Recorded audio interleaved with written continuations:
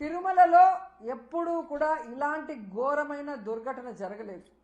చంద్రబాబు నాయుడు ఏ ముహూర్తాన ముఖ్యమంత్రి అయ్యాడో ఈ టీటీడీ అలాగే వెంకటేశ్వర స్వామి పరువు ప్రతిష్ట దిగజారిపోయేలాగా ప్రతి ఒక్క కార్యక్రమం చేయటం మనం కళ్ళారా చూస్తున్నాం.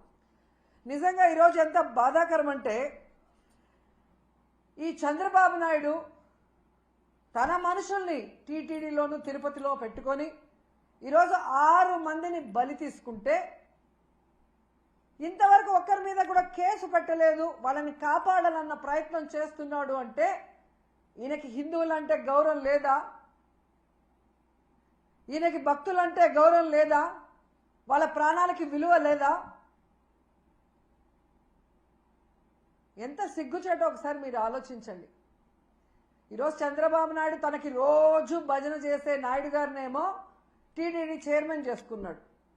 తన గత ఓఎస్డి వెంకయ్య చౌదరినేమో అడిషనల్ ఈఓగా పెట్టాడు. మళ్ళీ జేఈఓగా కూడా పోస్ట్ ఇచ్చాడు. జేఈఓ అనేది ఒక సీనియరు అనుభవం ఉన్న వ్యక్తికి ఇవ్వాల్సిన పోస్టుని ఏ అనుభవం లేనివాడు, భక్తి లేనివాడు, భక్తుల మీద ప్రేమ అభిమానం లేనివాడికి ఇచ్చాడు అంటే దానికి కారణం వెంకయ్య చౌదరి అవటమేనా అని నేను అడుగుతున్నా.